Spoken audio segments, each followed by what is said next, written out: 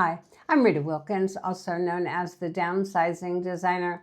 So today's topic is about simple living. It's a quiet, powerful rebellion that's going on right now because less is more, and it's also better. So what if the key to a more fulfilling life isn't actually more? More clothes, more commitments, more square footage. And what if the peace that we all crave actually comes from less?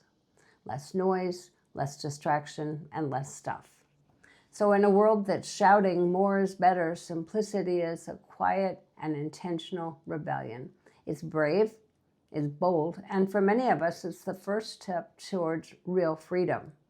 So on National Simplicity Day this past week, we honored the life of Henry David Thoreau, who advocated for living a simple life, and we're encouraged to do the same. So simplicity isn't just a lifestyle, it's a design principle that I've espoused for many years as an interior designer and now as the downsizing designer. In home design, we use white space, symmetry, and intentional edits to create calm, beauty, and balance. So why not do the same for our lives? So here's what designing for simplicity might look like. It's a home that quietly supports your lifestyle, but it doesn't overwhelm it. It's a calendar that actually has some breathing room in it.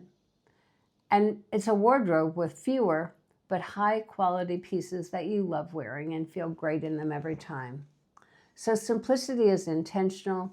It's not about doing without, it's about being selective and choosing what to leave in. So less is definitely better. So there are 5 ways to simplify your life starting right now. And you don't need to overhaul everything. Just start with the micro moves. So the first one is design your day like you would design a room. So start with what matters in your day.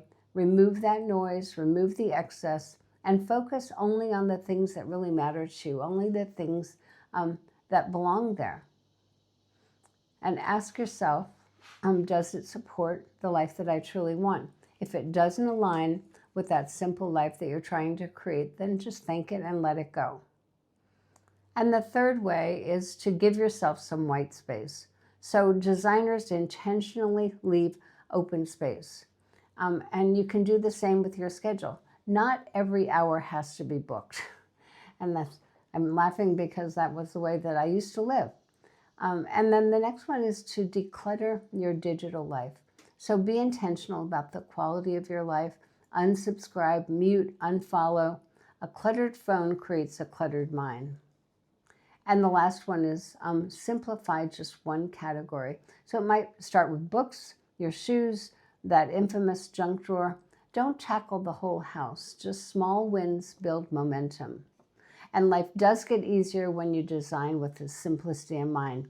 The simple living test, which I'm going to talk to you about right now, is asking yourself, what am I holding on to that no longer fits? What am I saying yes to that I really want to say no to? And what part of my life is too loud and wants to be a little quieter? So simplicity is more than just clearing spaces. It's reclaiming your time, your values, your happiness, and your peace. It's intentionally choosing what fits you right now.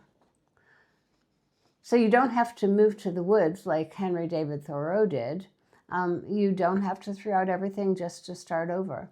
Just start. Maybe it's one drawer, one shelf, or just one decision that's going to propel you forward to live that simpler life. You don't need more. You actually need less, and that's better. So that's simple living. It's a quiet but powerful rebellion. And I hope you'll join me.